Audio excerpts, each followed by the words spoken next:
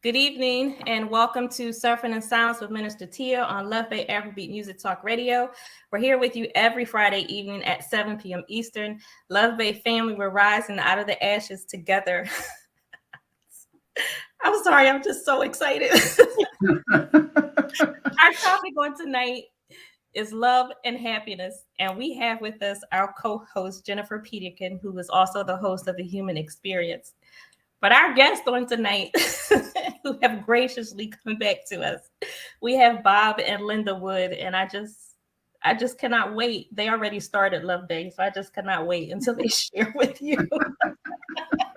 Listeners, if you have any questions or comments for our guest or our co-host, you can email us at sufferinginsilencedv@gmail.com. You can also text any questions or comments to 437-778-3299. And as usual, if you have any resources that you would like to share with us on a national or local level from your country, your community, your local organizations, or your faith community, you can also email us at sufferinginsilencedv@gmail.com. And with that, Jennifer, if you would greet our listeners on tonight. Yeah, good evening, Love Bay. Great to be back again. This is, I think, 3 weeks in a row, which has been a lot recently. I haven't been on for a while, so this has been good. I am a domestic violence survivor and advocate, and that's how I got connected with Tia. For those that don't know my story, after I left my abusive marriage, I got into advocacy and was eventually connected with Tia and what she's doing. And I'm so thrilled and proud to call her a friend and to walk beside her as she just continues to be amazing and to just knock advocacy out of the park for domestic violence victims and survivors. As Tia said, I am the host of my own podcast called The Human Experience, which is about how our stories, our personal stories, what we live through, what we go through, shape who we are as people and affect how we see the world and how we see each other. So if you're into stories and if you're into people and compassion, then it's definitely something that you'd probably enjoy. So we're on all major podcasting platforms, YouTube as well. And you can follow us on Instagram at the HXPod for any updates.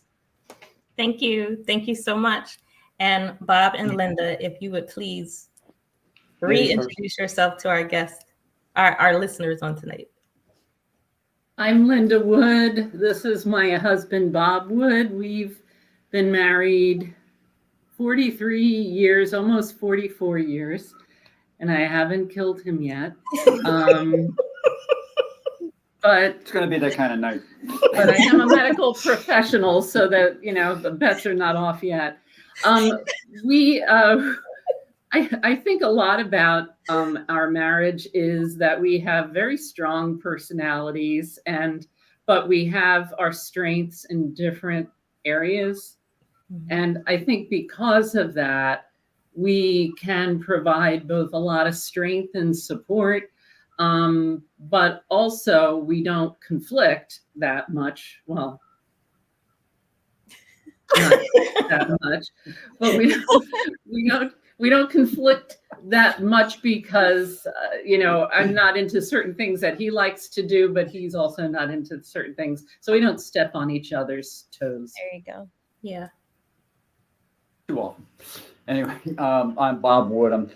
I am currently, for the next hour or so, the Title IX coordinator at Gwynedd Mercy University, but I'm officially retiring from that because in August I'll be 70.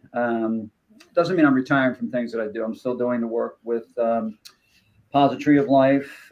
Be working with Tia a lot, and other agencies that I've worked with while I've been at Gwynedd have asked me to do some volunteer work. I'll currently doing some consultant work in the Title IX field for Gwynedd, finishing some things off. So I'm out there, and I've told everybody that's been in the Title IX consortium, hey, if you need an investigator, I undercut attorneys. I didn't say that loud. But no, it's, so it's, I got, I'm teaching some shadow boxing classes up at the Y, which is good. I get everybody fit. They leave the room, and then I collapse, which is good. So I can and so that's where we are at the moment. And I'm a nurse. I'm a transplant coordinator at a large transplant center in Philadelphia. My specialty is living donation, and I've been focusing on that aspect of care for the last 23 years. And so my responsibility is to assist people who want to donate an organ. Usually it's the liver for my specialty. Donate a portion of their liver to a loved one, a friend, a connection they may have on social media. And I help facilitate their evaluation. We get them through to surgery. I follow them post-operatively for a few years. And transplant is really all focused on, regulatory compliance and safety to the donor, because this is a big surgery they don't need to have. So that's been my niche for over 20 years, and it's something I enjoy doing, and something I will be, believe it or not, retiring from in 6 months. So I could get to spend 24 hours a day with this lovely man to my left, and hopefully don't need any depressants or any other kind of medical intervention to get me through. Motorcycle helmet. Definitely the motorcycle helmet. Oh wow, thank you so much. So listeners, we want to start with some sharing some resources, and then we will go right into our topic. We first want to share again the Voices of the Millennials 2023 Summit will be held on July 22nd, Saturday, from 2 to 6 p.m. It will be at the Humber Valley United Church. The address is 76 Anglesey Boulevard, Etobicoke, M9A 3C1. I'm sure Jan 2 will share some more information on that. But again, it's the Voices of Millennials 2023 Summit, July 22nd, 2 to 6 p.m. And we want to say hello to our listeners in Tanzania. Thank you so much. We got some virtual flowers not too long ago. So thank you to Tanzania, our listeners in Philadelphia and Canada, Africa, Europe, all over. We just thank you so much for your love, your support, your encouragement. We thank you because you're helping us do what we do for you, and we appreciate it. We really do. We want to offer Pastor Darius Daniels, pastor of Change Church. His website is dariusdaniels.com. His YouTube channel is Darius Daniels TV. We have the Jewish Family and Children's Service.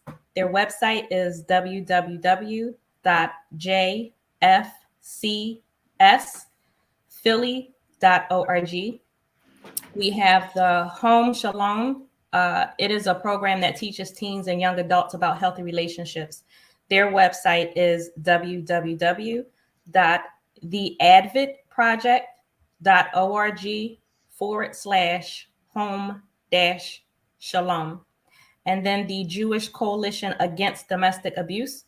Jacada's mission is to support victims of domestic abuse to become empowered and obtain safe environments, educate community professionals and others about domestic abuse and appropriate responses to it, and prevent future generations from suffering domestic abuse by raising awareness.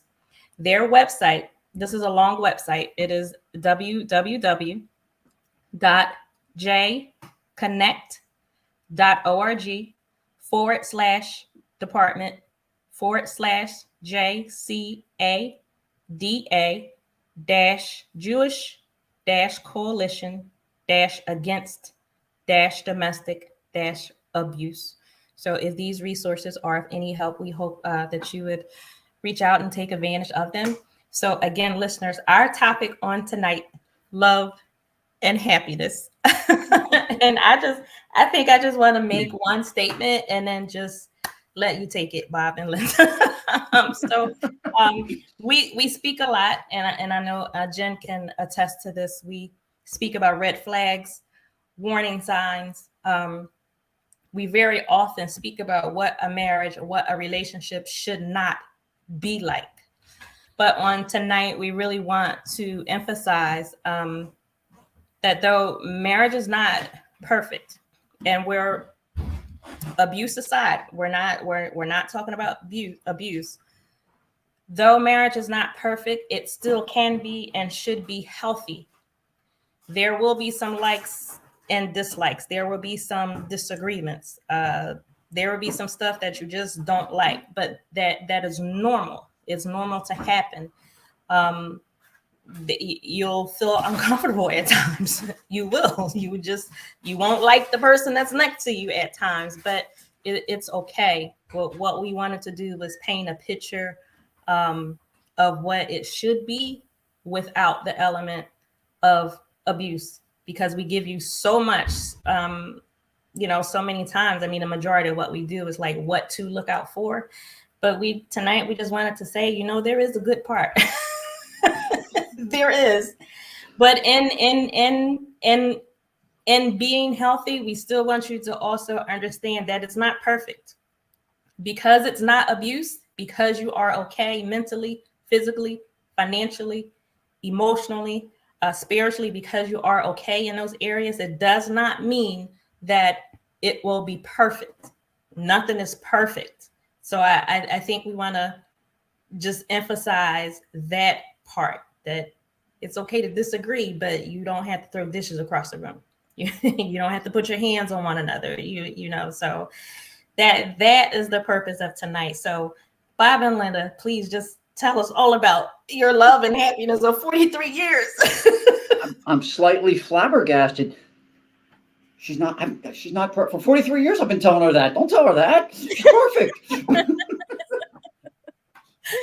I want to see.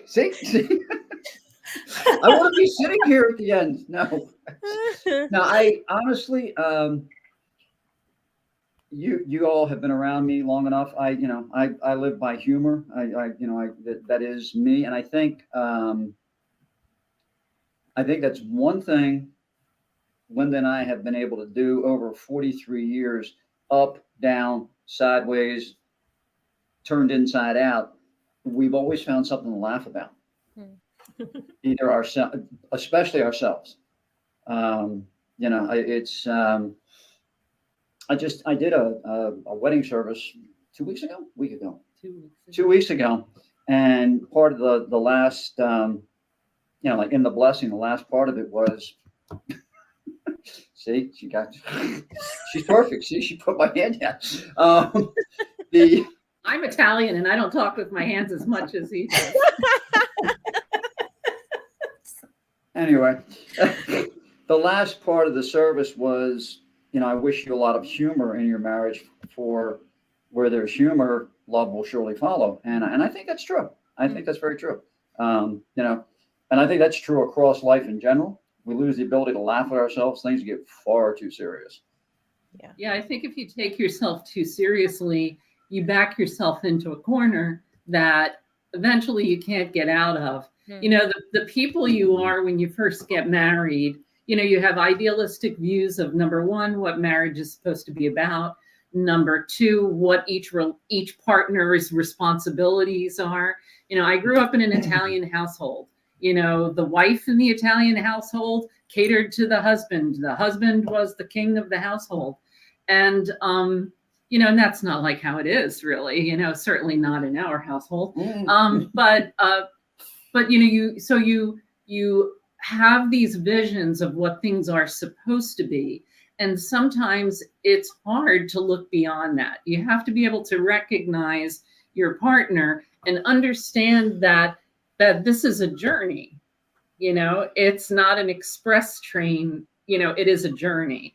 And that things are going to change in your lives, both together and individually as people. And it's important to maintain yourself as a person and your own interests, and not be absorbed into your partner's life completely, because then you lose that essence of yourself, and your partner fell in love with you for certain reasons.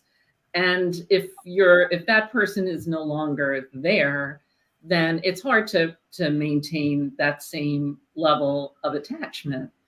So over the years, I mean, every couple has, issues. You find there are struggles here and there that you have to learn, and that's what this is all about. It's a learning experience, and hopefully you learn by the experience so that if something similar happens, you know how to deal with it.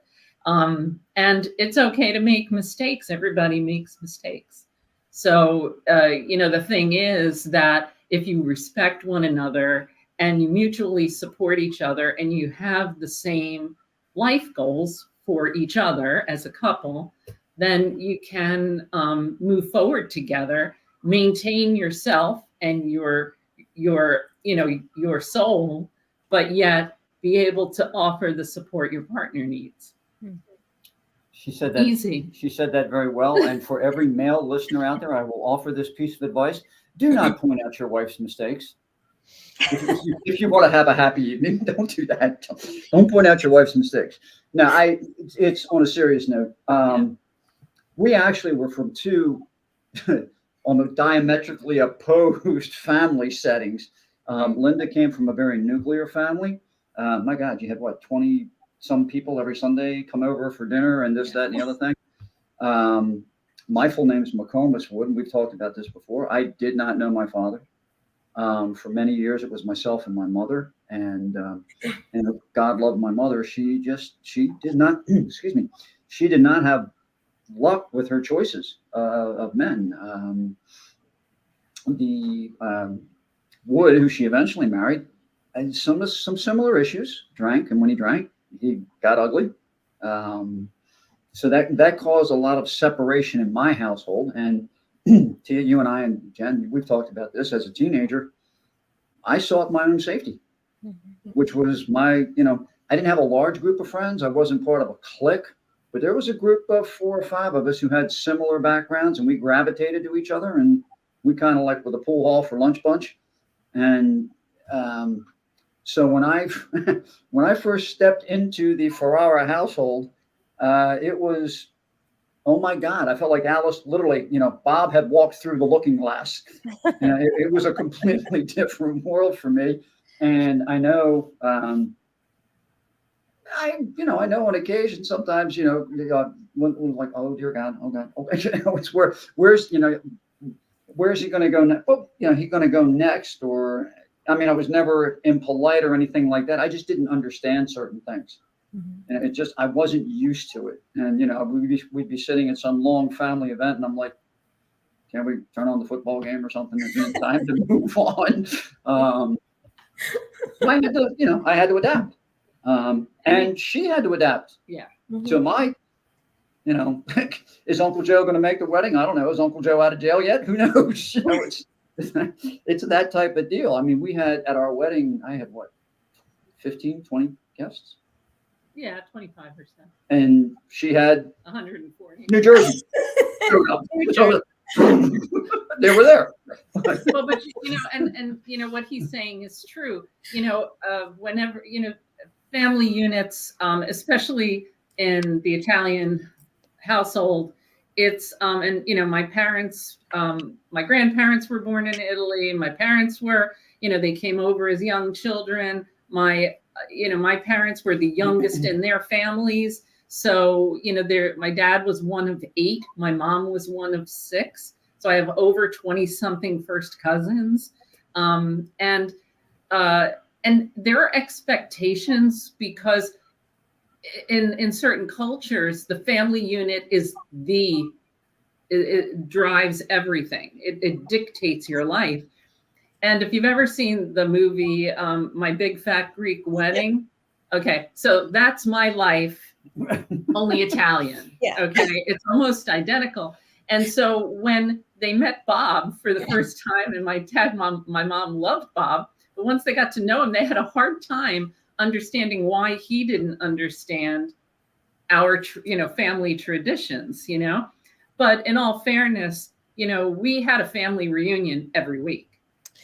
And, and it was an expectation that you attended. And then when you had children, the children had to attend as well. And it was every week. And it was hard to separate yourself from that because the family had expectations for you, and where you would go and what you would do, and how you would breathe and what you would eat, and so my role in all of this was to keep my very dominant father, Italian father, and my very Irish Scottish dominant husband from butting heads, and and having my father request an annulment. So but over the years, as time grew on, it's all about developing trust with families, and as the longer that we're together and we demonstrate our love and tolerance for each other, the more my parents trusted Bob, trusted his judgment, and in their later years really relied on Bob to be a good source of support. So we have to assume that when we're a couple, it's not just us. There are other people involved that are impacted by our relationship, and you have to be able to respect that. So when I was young, I was not into the Italian traditions because that was like the old days, and as I got older, I developed a new appreciation for those traditions and didn't want to lose those traditions. So I imposed them on my Irish husband and my Scottish husband. And we are yet still married. So the one thing, and this is true, and I have to put this story out there, for the first 7 or 8 years of our marriage, I was probably the only Irishman in the world that couldn't get a potato. Yeah, couldn't get a baked potato, no matter what she did. And it got to the point where we were talking about learning to laugh at yourself. I'm like, okay, where's the hockey puck tonight? And it was like, what else? You put nails in them, you wrap them in foil. We had a medicine man come in and dance around and burn sage. I am sorry. It just couldn't happen. But there is no easy way to make a potato. Okay. I'm sorry. And for the first, it wasn't 7 years, it was maybe 2 years of our life. Well, see, you have to understand, my mom was the head of our household, really, when it came to what happened in the house. So she always cooked. I didn't cook. She would leave me instructions, like put this in the oven at this temperature and stuff, but I didn't know how to put it all together. So I had no idea how to make food come together as a meal at one time. So he got his meal in courses for the first few years. He'd get his vegetable, then a half hour later, he'd get charred meat. And then about 2.5, 3 hours later, he'd get a raw potato. And so I realized at that point that he just had to eat Italian. And that's when he gained about 20 pounds and had to work out more. But it was learning each other. I do know how to make a potato now. Thank you. And being able, to compromise. So yes, we blend cultures. I actually love the Scottish culture and the Irish culture. I have a great appreciation for a lot of their traditions, and he understands mine. Mine is much more religiously based, and that's a whole nother story. That's a whole other episode. Okay, right there. Well, you'll be back next week, so we hug trees, makes us happy. We're good. Oh my goodness, what? I love the whole Italian, Irish, Scottish thing that's going on. I think that's beautiful. But so, Bob, a little bit ago, you mentioned adapting, and Linda, you just talked about family. But and in a conversation that Jen and I had last week, we talked about how we've changed as individuals. At 47, I'm not who I was at 18, and at 25, I'm a different person. Thank God. Yes, for all of us. Right? Yes, and I love the changes that I've seen in myself. I love the growth that I've had, and it's not all been easy, but I love who I am today. But I'm not who I was all those years ago. So my question to you both is, not extended family, but with just the two of you, how did you handle the changes within each other? And did you like those changes? Sure. No, I think the changes kind of came together. I mean, with any journey of that nature, there's some highs, there's some lows, but I think simultaneously we changed, and I don't think there were any major changes without conversation. Right. I mean, like, I didn't come home one day and say, I'm no longer doing this, I'm doing that. And the one thing, even, and there were disagreements about, well, maybe we can't afford to do that right now. Yeah, but I got to do that if I'm going to do this.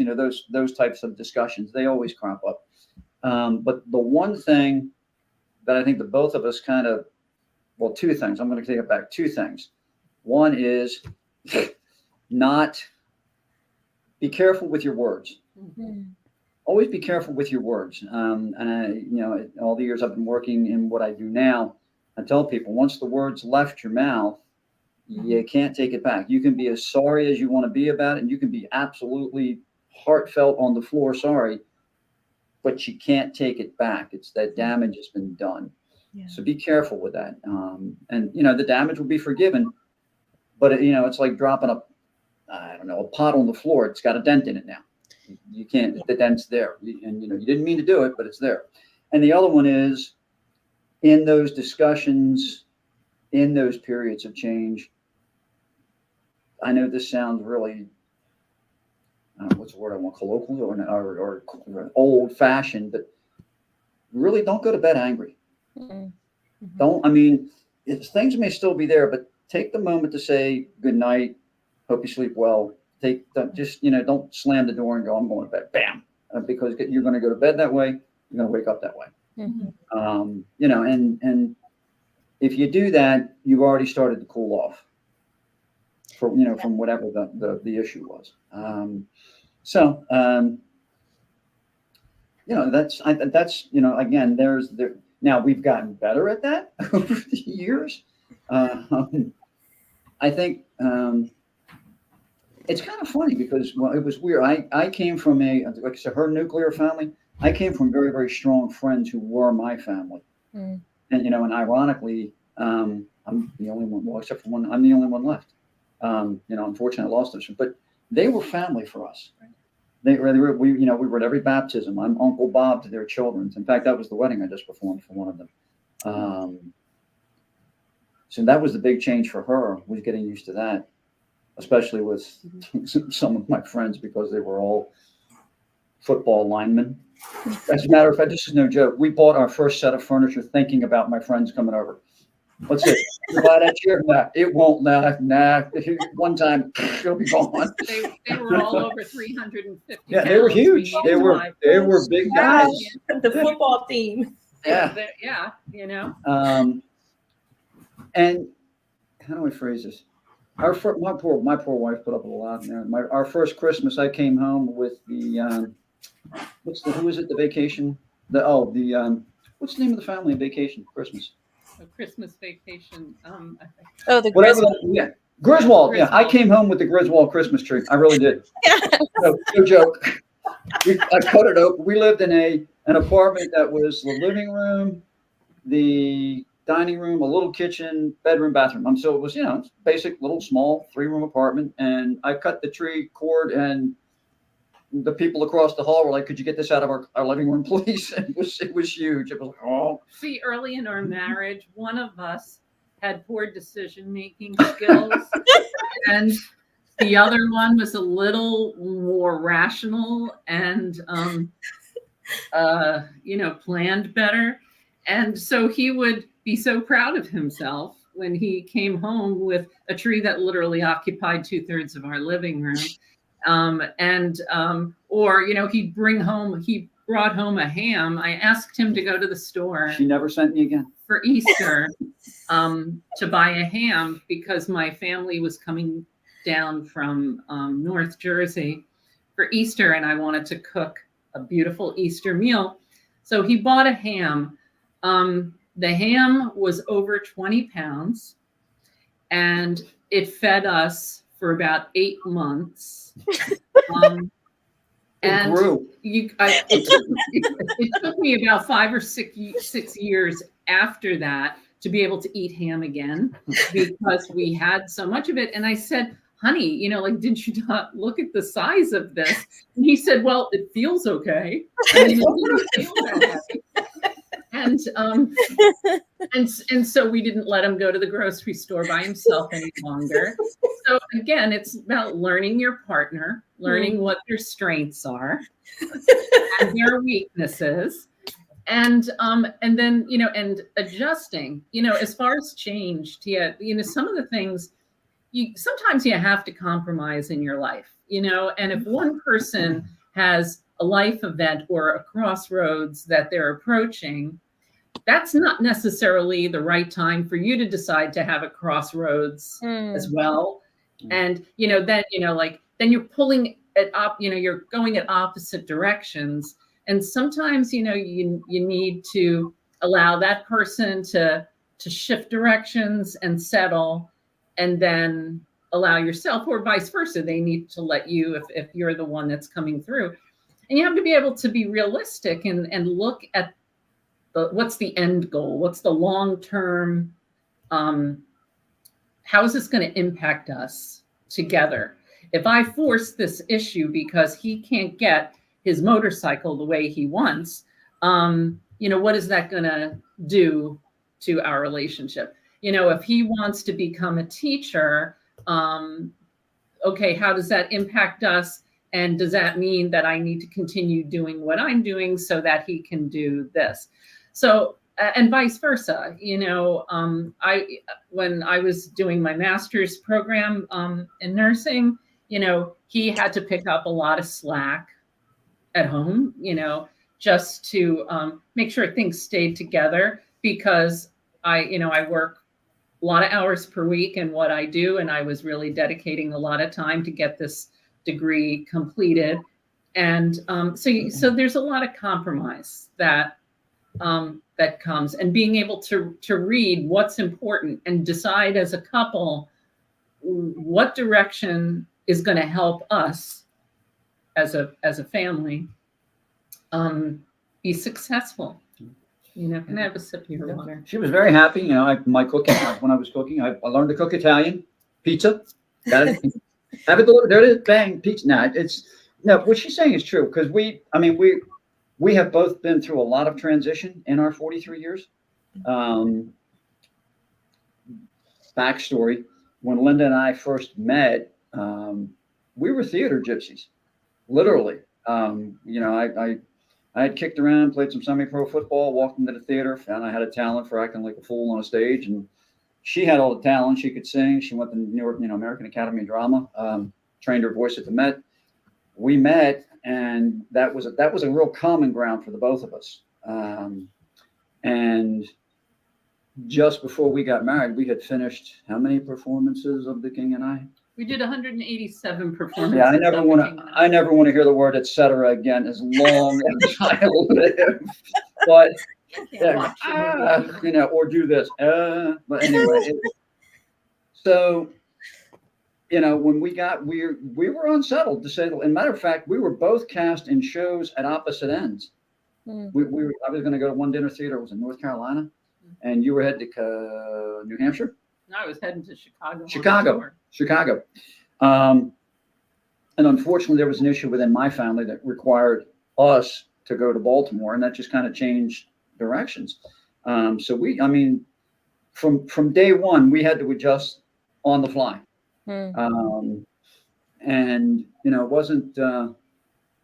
We didn't start out with I don't know what's the word, the hope chest of money or whatever that you have, that some people have in their marriage. We started out with.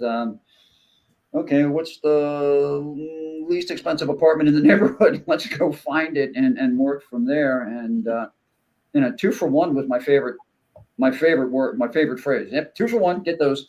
But for us, it, like I said, we laughed about it, we joked about it, especially the tree. And it was it was a I guess, growing period for both of us that way, you know, and we adjusted with each other that way. And I went from that into law enforcement. And I knew that law enforcement was going to be my end stop.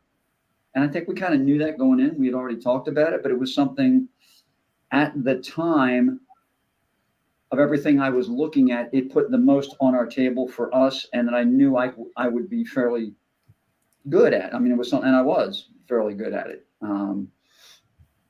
And then when it was time to make the change, I did. Len started out working in a hospital as an administrative assistant, and then went into a food brokerage scenario, which was actually really great because she knew the guy whose daughter was Cinderella at Disney World, so our kids got to see everybody. Full side note there. But after I made my switch into education, she wanted to become a nurse, and well, no, you were still a police officer. Well, I was coming out of it. Let's put it that. I was in that transition period, and there was about a 3-4 year period when you were studying where I had no idea what she was talking about because she was talking in medical terms, and I'm sitting there going, "Oh, that's nice." I mean, but I'm just like, "Yes," and I would just shake my head and go, "Oh." She would, and I'm going, "You mean the guy was bleeding? Is that what you're trying to tell me?" But and then when I became a Title IX coordinator, I went back and got a master's in law. So she had about a 2 or 3 year period, but she didn't understand a word I was saying. But we worked with each other going through that because we knew ultimately it wasn't always just a singular goal. It was like, "Hey, I'm doing this for us. This is what this is going to make it better." So we were willing to make, I guess, the sacrifices and the adjustments we needed to make going forward with that. So I'm really still just loving this. You guys are great. So I want to ask a question, and then Jen, I'll go to you for a question or comment. But you both mentioned friends, and again, last week in our discussion, Jen and I, when we talked about friends, Jen made a very, very good point. When you step into a relationship, if you're in a partnership or if you're in a marriage, that cannot be your end all be all. You cannot put everything into this one person. You still have to maintain or establish good, healthy relationships outside of your marriage. So can you talk about how important it was and is for the both of you to have and maintain real friendships outside of your marriage? You want me to? Well, it was interesting. His football buddies, we most of them got married around the same time we did. So we used to spend a lot of time as couples together, and then we had children around the same time. So we used to have a lot of big chill weekends, and we were like, we spent many holidays together. He had people at work that, he was friends with. I had people at work that I'm friends with. I don't know that our work friends were as close a group as what our nuclear group was with that circle of friends, but we were very, very lucky. Not everybody has that kind of experience, and you can't expect that you will. We just happened to fall on a group of people where all the wives got along, all the husbands got along, we all got along together. We all supported each other, and that, I think, is rare in today's world. And so we were just very, very fortunate to have them because they became a huge support system for us.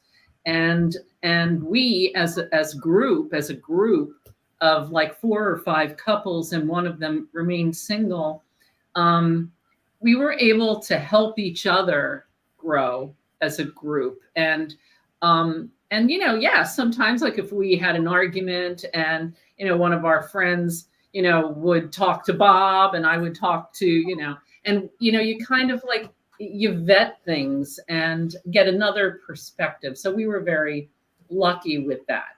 Did we rely on that? No. I mean, our attachment to each other was our central focus, but we balanced. It's a life balance, like you should have a work-life balance. You should have a friend life balance as well.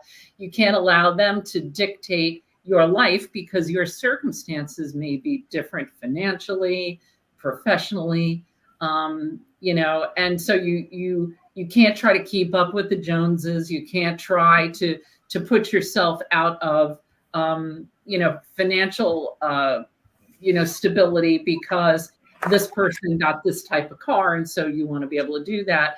The friendships are deeper than that, and you respect each other for who they are, not necessarily what they can provide. And so I think we were lucky in that regard with our friends, and we are lucky. And now that most of the guys, all of the guys are gone, we still get together. The wives, we all still get together. We make sure Bob is included. Bob goes to the patio. Yeah. Bob gets a drink. Yeah, Bob gets a drink to go to the patio.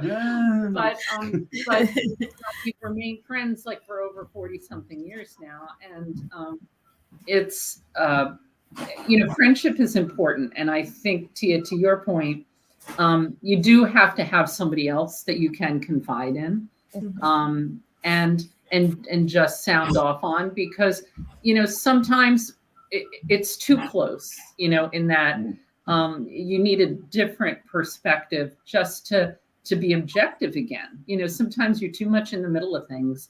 And so you need somebody that's a little more on the outside who could look at you and say, you're being an idiot. Okay. Just clean your act up. And you say, oh yeah, you're right. And then, I would tell Bob to clean his act up, and then all was good. But, you do have to, make sure that they don't become more important than your partner. Yes, sure. And I think the other thing with that too is you have to give each other a respect of a little bit of space, because everybody needs a little bit of space every once in a while. For me, it's, I going to the gym. Going to the gym is like my meditation. She does not interfere with that.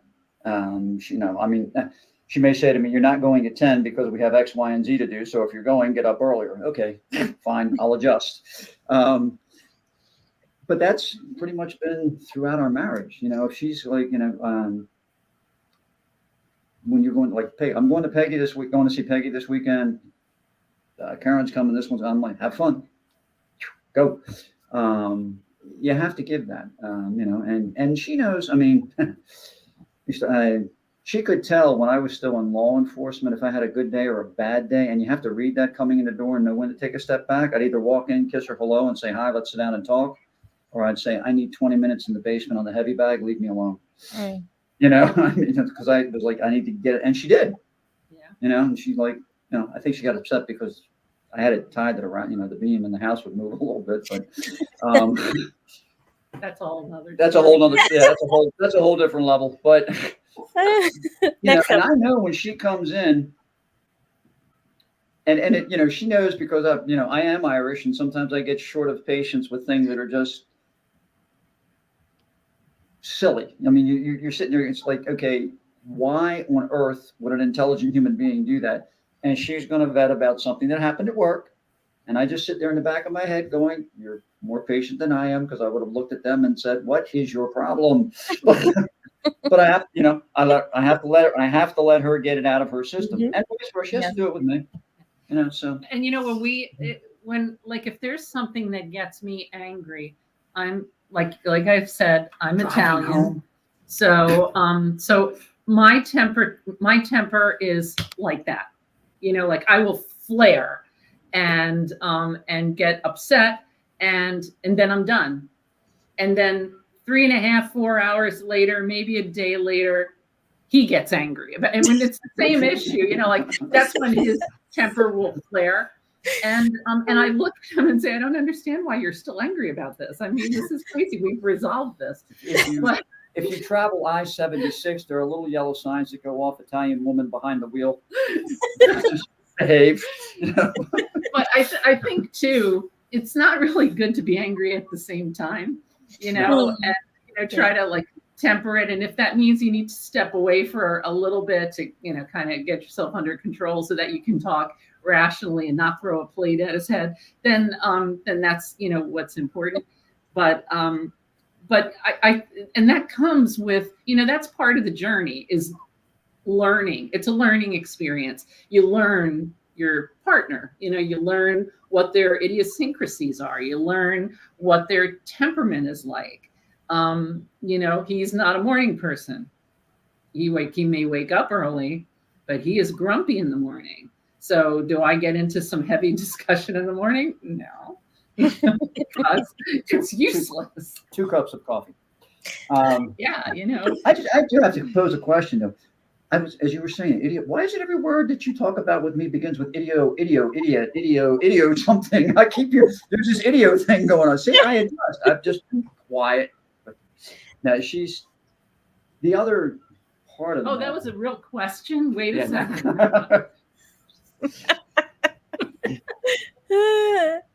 Lucy and Desi have nothing on us. Can I just say that Lucy and Desi got divorced? Okay, so but again, throughout our marriage, and this, we all know this happens, especially in a professional environment. You're going to have a good day and a bad day, or there's something that's going to come along, or a person that comes along that you're having an issue with.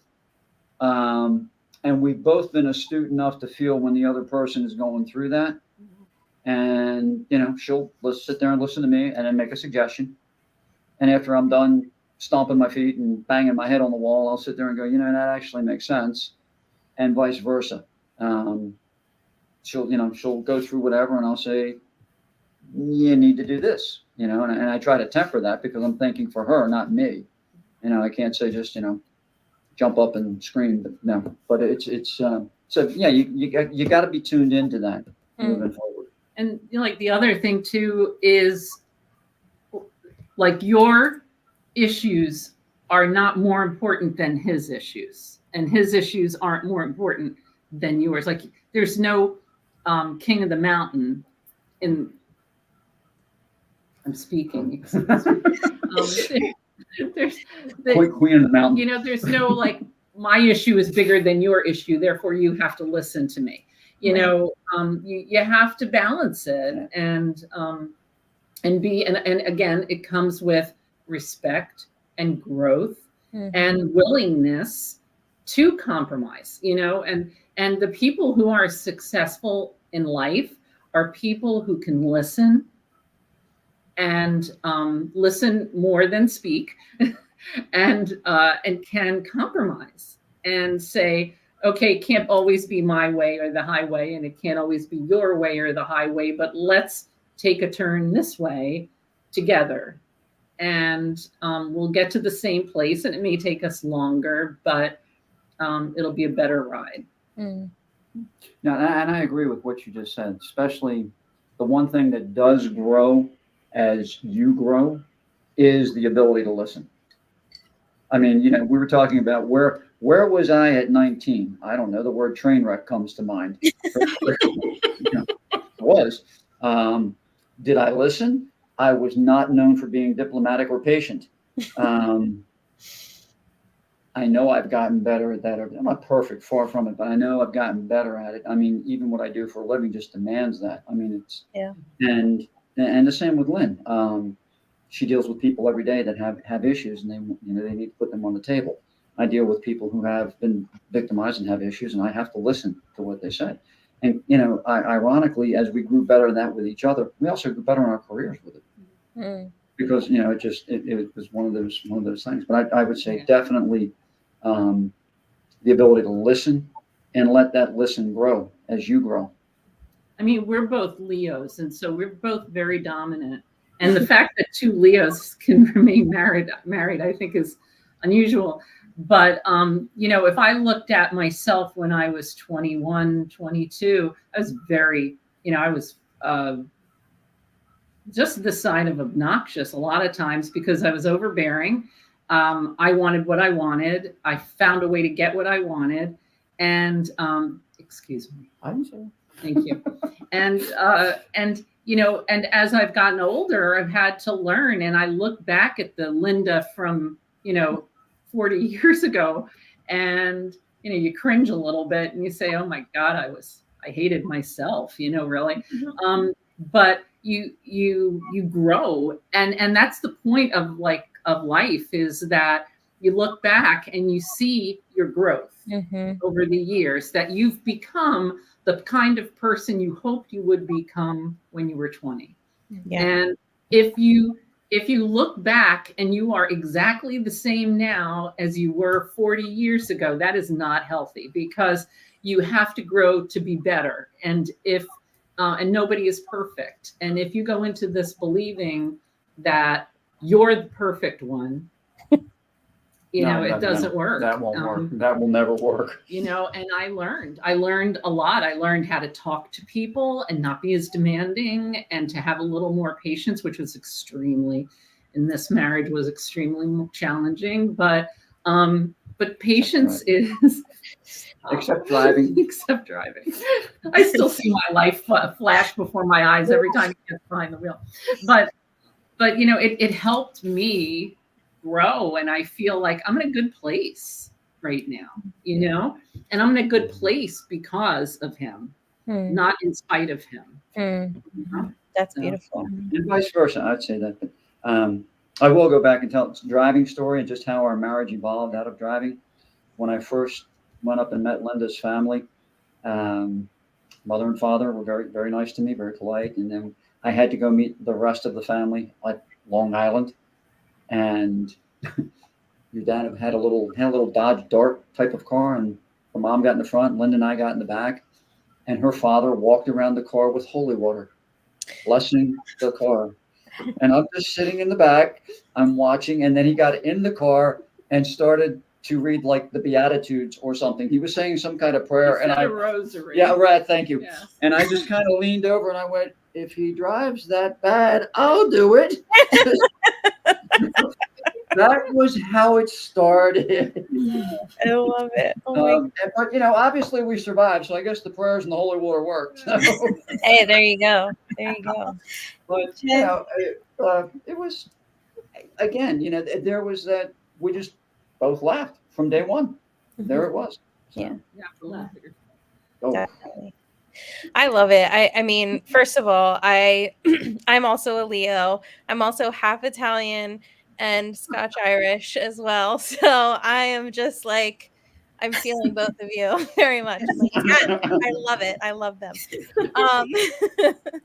But I mean, you guys have such a beautiful expression of love, and I really do love all of the things that you value and that you have placed value in for your marriage. And it's not the flowery things or the fancy things, it's the practical things that allow you to do life with each other day in and day out. And just, you know, the idea of not coming in with expectations of what marriage should look like, being able to change and grow together. And you would be surprised, or probably you wouldn't, but how many people aren't willing or able to do that. And yeah, so I love it. There's a clip of Brene Brown going around right now, who I love, and I don't know if it's new or old, but she says that it's absolutely wrong that marriage is 50-50, you know, because no one has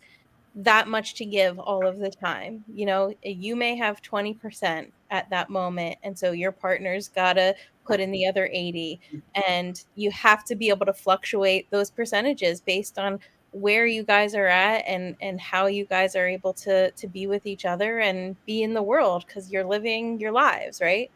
So I love it. I love your marriage. I love your example. It gives me hope as someone that has not had that in my life. So I think it's very beautiful.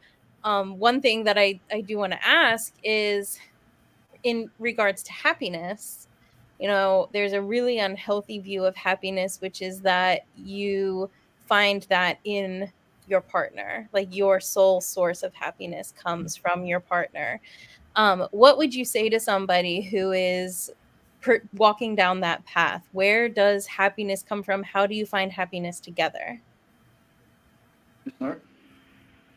Well, let me go first. Okay. This time, I would say, Excuse me. you know, happiness has to come from within.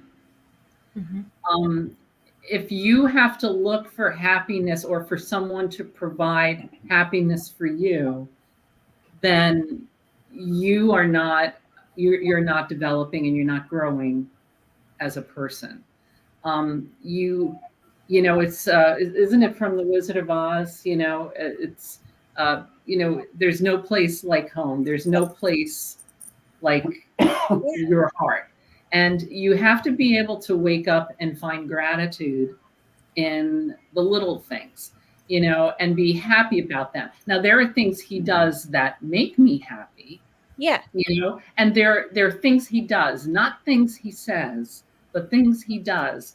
Like, I come home from work, I've had a really busy day, and he's done the dishes and they're in the dishwasher. And, you know, you can't put a price on that kind of happiness. But I can't rely on him to make me happy because then he's carrying the whole load for both of us. And he can't rely on me making him happy because then I'm carrying the load. So, you know, think of it as a package that has two handles and you kind of have to carry it together. And sometimes he takes more of the weight and sometimes I take more of the weight. But you have to be able to contribute to the happiness, not rely that they're going to provide happiness to you. Yeah. I'm kind of, I 100% agree. And I think the only thing I would add to that is, again, here, if you're not happy with yourself, you can't help someone else be happy. You know, that it's the old, when I say self-love, I don't mean this, oh my God, I'm the best. No. I mean, this is me. Here I am. This is my space. And you have to be comfortable in that, because then you can open your door to invite someone else in. I mean, again, sorry, I'm coughing. Just coming from where I came from as a background, it was very easy for me to put a wall in front of me. Yeah. It was very easy for me to put a wall in front of me. And I had to learn to take the bricks out of the wall. I had to learn. And she was very patient with that. Threw a couple of them at me, but she was patient with it.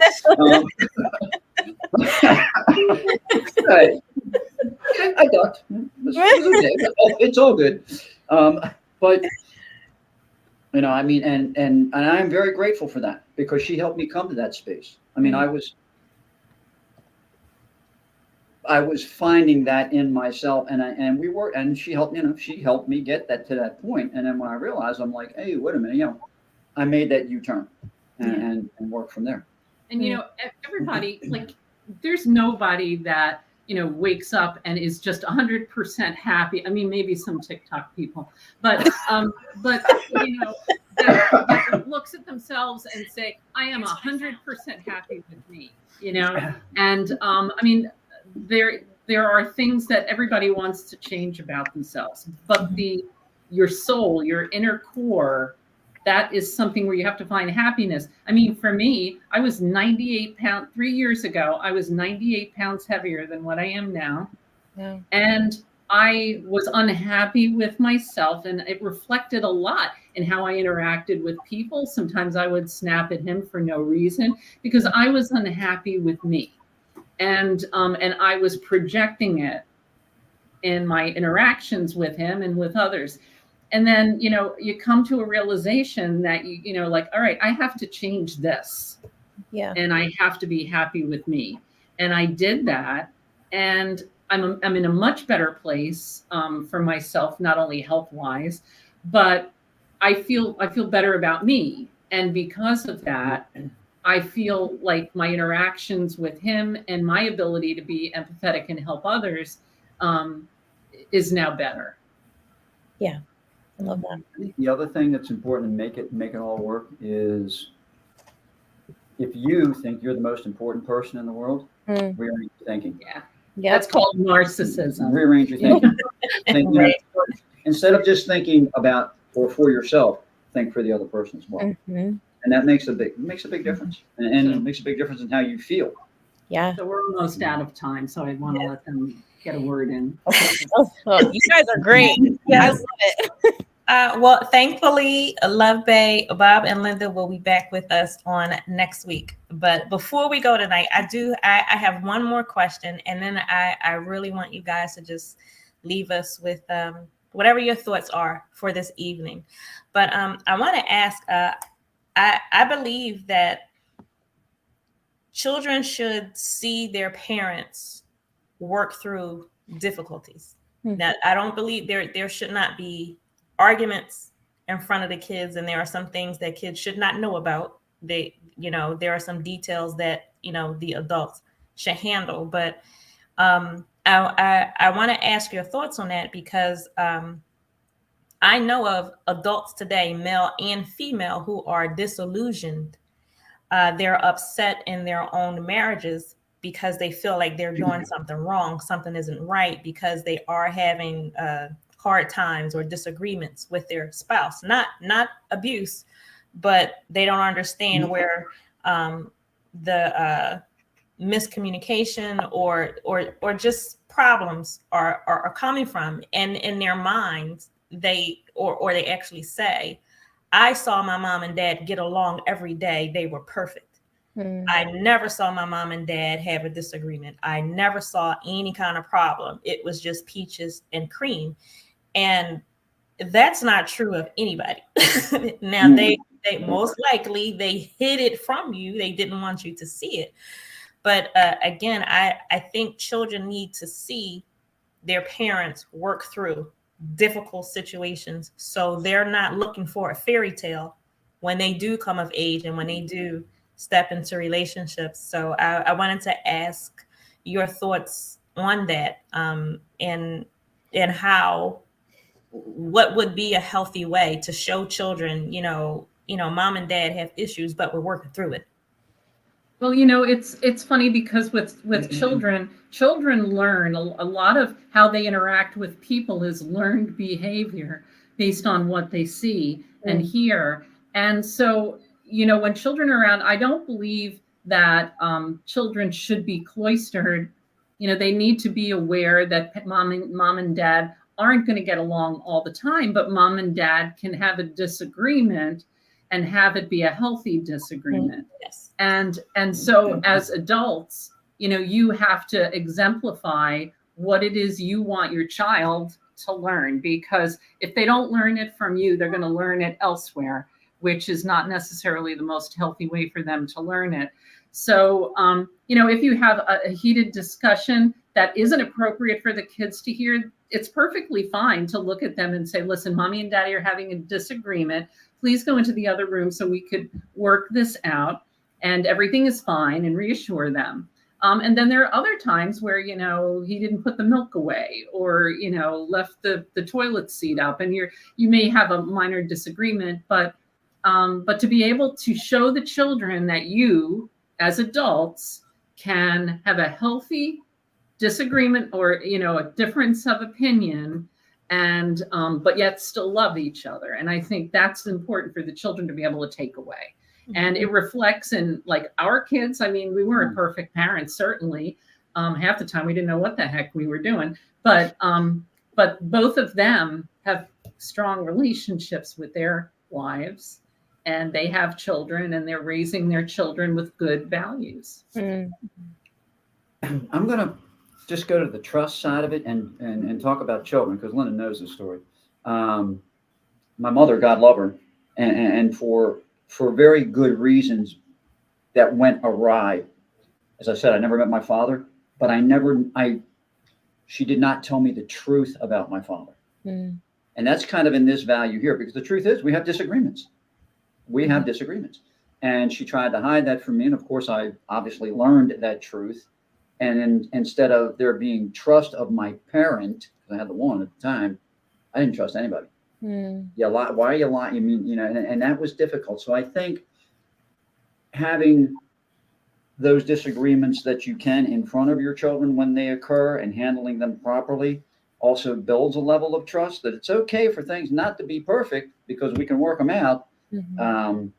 And again, like I said, I'm not sticking my finger in my mom's eye. I know as I got older, it dawned on me. I know why she did that. Mhm. But when I was a kid and running the alleys of Baltimore, I didn't know why she did that. And I didn't trust a soul except the royal queue for lunch bunch. Um, and I think and that carries over into people's lives. Mm-hmm. If they don't see and learn that at home, yeah, you talk it through, you work it out, you compromise, and one day they end up in the boardroom and they throw a fit, and then they're looking for work. Unfortunately. So yeah. Yeah. Well, thank you so much. I that was a beautiful answer. Thank you very, very much. So I want to ask you both, Bob and Linda, if you would just leave us tonight just with your thoughts on love and happiness, and then Jen, if you would leave us with your comments, just however you want to conclude part one. Okay. Live your journey and Mm. enjoy it together. That's really all I can say. Mhm. Learn from your journey, experience your journey, share your journey, and just be kind. Be kind to one another, be kind to yourself, and have patience. Lots and Okay. lots of patience. Don't ask me to spell that though. The Lynn will attest to it. I think along that journey is not lose your sense of adventure also. Mhm. You just heard of my motorcycle, this, that, but and know that, like, we took a trip to Scotland. I'm going, hey, I'm going to walk up that hill. That's not a hill, that's a mountain. Her version. So I would go up the mountain while she went to the store, and we had a great trip. But and there were the hills that we did together. There were the stores that we did together. But if I picked the mountain, I'm going to those, and it was fine. Yeah. And it's okay for that to be fine. Of course, she would get upset and she'd notify the guards that my husband's up there somewhere. Could you find him, please? But no, I think that's it. It's staying true to if you stay true to yourself, you open up and you're true to your partner, and don't lose that sense of adventure that you both started on that journey together. Yeah. So, Wow. Awesome. Jen? I love it. I am just so like enthralled with both of you. I am just like, the word that keeps coming to mind throughout this whole thing is balance. You have everything comes back to balance. It's not ever one thing or the other, right? So I just am so excited to hear myself, but for other people to hear. There is such value in lived experience. Clearly, I believe that. It's what my whole platform is built on. So to hear you both speak from your own lived experience and what you have created such a beautiful life for yourselves. I just see such incredible value in that. And I just want to thank you both for coming and being so open and honest about it. Because it's not always easy to be vulnerable, but you both do it with great humor and great humility. So thank you. thank you. Thank you. Thank you. Appreciate that. Thank you all so much, Bob and Linda. I'm looking forward to next Friday. Love Day. Bob and Linda will be back with us on next Friday evening. Thank you, Jen, for being with us. If you want to catch up on previous episodes from the program, you can visit our YouTube channel, Suffering in Silence DV. We thank you for joining Suffering in Silence with Minister Tia on Love Bay Afrobeat Music Talk Radio. We're here with you every Friday evening at 7 p.m. Eastern. And Love Bay, we want you to remember that we are rising out of the ashes together. Have a good evening.